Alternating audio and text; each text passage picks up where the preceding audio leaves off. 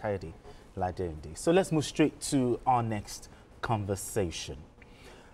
Despite the prediction of the signing of the Southwest Development Commission and the South-South Development Commission bills into law by President Bola Tinubu graced the headlines.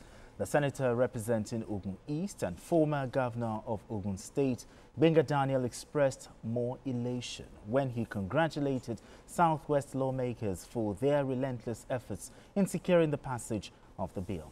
Senator Daniel said he is optimistic that the Southwest Development Commission will accelerate economic growth, improve infrastructure, and create more opportunities for the people of the geopolitical zone.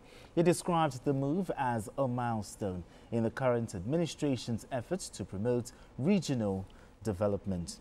Okay, Mikhail, now you see Senator Gbenga Daniel, the one we call OGD, hailing the president, for signing into law the Southwest and the South-South Development Commission. But talk to me. South. Now, talk to what's the importance of this bill that the president just gave us? Well, the way the president is thinking, the way the federal lawmakers are thinking, these development commissions will ensure rapid development, especially at the grassroots level. They will identify communities that need to be helped, and with the funding that they have, they'll be able to intervene in key areas where, for example, there is ecological damage to the environment.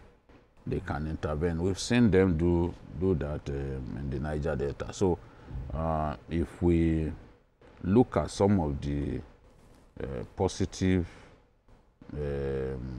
developments that have come to the Niger Delta area as a result of the Niger Delta Development Commission, we can imagine that it can be created in the Southwest as well. Is, in my view, it's possible for development to be cascaded to the grassroots level with these commissions in place. And a state government cannot do everything. You look at Ogun State, for example. Okay. Despite all of the work that the current governor has done in terms of roads, yeah, exactly. People criticize him a lot, but the governor's aides have always said that no governor in Ogun State history has built more roads than Prince Dapo Abiodun. And in my backyard in Akute, I can testify to what is happening. Even the road to my area in Abeokuta, I was surprised. I can testify. I saw it. So now, look at Ajuwon Road, for example. Ajuwon. It's been done, taken to Akute, taken to the bus stop. Yes. That road had been terrible for years. I know. That road had damaged people's cars for years. Exactly. Especially in front of Access Bank. The gully in front of Access Bank actually damaged my own car. Oh dear. But today, the road is smooth. In fact, people are saying, they need to put some speed bumps now because these Okada riders will start killing themselves. Don't forget that from Akute is also done another road linking us to Ojodo Abiodun. Okay. Terminating at Ojodo Abiodun. It takes just 9 minutes from Akute, from Akute bus stop to Ojodo Abiodun now. Before, how many hours? You can't even, because it was so bad. Maybe like 4 times that time that it takes now. I'm just using that as an illustration. Yeah, I know. And you look at a lot of work that needs to be done. A lot of Ogun State communities lack good roads. A lot of Ogun State communities lack piped water. If we have a situation, we have the Southwest development, they can determine areas that need intervention. And I also want to believe that even in the area of security, Dawn, for example, has been doing his best to ensure that the Southwest region is better secured. Now with the commission coming in place, they can work with Dawn, they can work with the governors of the 6 states of the Southwest. And know where intervention is critical. So we see that under the leadership of Dr. Sam Ogbuku of the NDDC, we have seen a lot of work being done, unprecedented development. And in my view, this can be replicated in other regions across the South-South. I like the fact that in spite of the NDDC being in place, you know, NDDC, they come in place an act of parliament. In fact, in the history of Nigeria, from 1999, no president has ever had his veto overturned. But Obasanjo's veto, the National Assembly decided to override Obasanjo's veto to set up the NDDC. That's the only time a Nigerian president was subjected to that humiliation, the real sense of the word. You know, they decided to override his veto. No other president suffered that level of ignominy. You know, and we have NDDC in place. So the president did not scrap the NDDC, but he decided to set up the South-South Development Commission, because at that time, people like Baba Edwin Clark, they rose up, they thought they were going to and the NDDC was doing a good job. Yes, you can say it's been a cesspool of corruption for years. Yeah, there's well sort of Yes, controversies. but we are seeing these days an NDDC that is not transactional like before, like previous previous management of the NDDC. And I was happy when I heard the president commend Dr. Sam Ogbuku for the work that he's doing. We are going to have our own Sam Ogbuku in the Southwest, who will also bring development closer and closer to the grassroots. Some of what is present, look at Ondo State, for example. Look at what climate change is doing to our people in Ayetoro. They're losing, the Atlantic is taking over people's homes. So the people there in Ayetoro, they need to be assisted. They need to be assisted. And how do we do that? We have to find a way. Funding, once funding comes through the NDDC, I mean through the Southwest Development Commission, they can address some of those key, yes, and each state will benefit. Yeah, exactly. Now, Kaide, looking at this beautiful one, but some might want to argue that the commissions may be competing with existing agencies, like the NDDC, like the state government. Now, the question is, how do we ensure that these commissions make real impact instead of duplication? Some might say, oh, is it duplication? How do we ensure that they make real impact? Good. The president has given a right context to even tell us how much we have seen from NDDC. Yes. Not forgetting the fact that he has to be fair to all. He has to be equal to all. Every region deserves this development commission.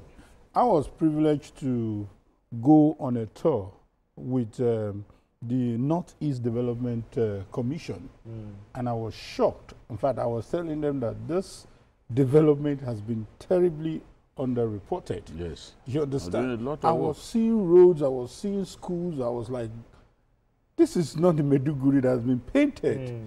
And the media over the years, there's a massive development. And luckily we had people from Adamawa, from Yobe, who also came to tell us how much of work is going on. This is a subtle, you know, Tinubu is a master strategist, you know. Yes. This is a subtle way of doing devolution of power, because we can't go back to regional government. Sorry, I'm not trying to be negative here. I'm not trying to be pessimistic. The idea of regional government that we had in the 60s is never going to happen because governors definitely want to be in charge. I've listened to politicians who told me that they cannot go to Ibadan again and be taking directive, you know, as the regional headquarter. But this is about development. It's not about politics. It's about what affects everyone.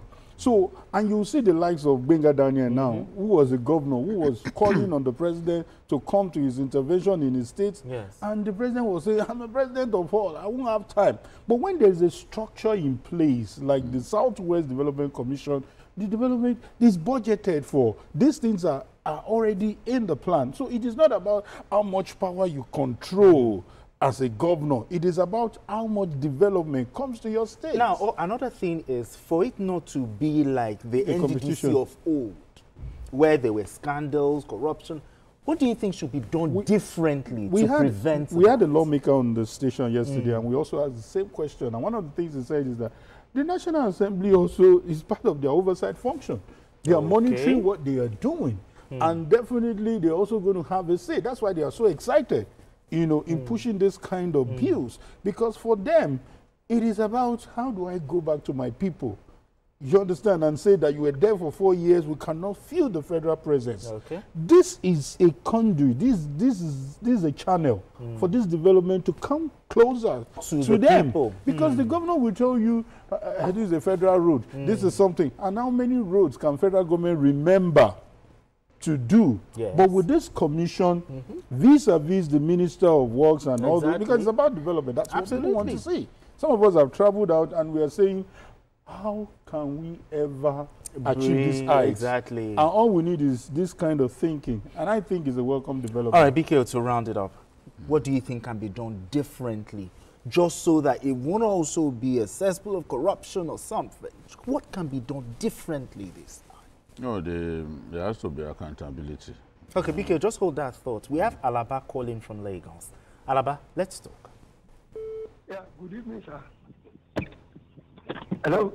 Alaba, we're with you. Yeah. Yes. Good evening, sir. Can you hear me right? Yeah, my name is Alaba Alakwe from Ojo in Lagos. I want to congratulate the president for what he has done. And when you see the way he did it, I love the way he even placed the Southwest on toward the end. You know, if all of us did the Northwest, another region, now place the Southwest and the South. So it's a good job. But I want to appeal to the president. Anybody that the president wants to put into the Southwest Commission, it should be the person that people will know. So the president that will spare disease. It should be the president that will be corruption free. Because during this commission, a lot of corruption conduit type is going through this means. So anybody that wants to add this thing must be corruption free. However, I want to appeal to them as well.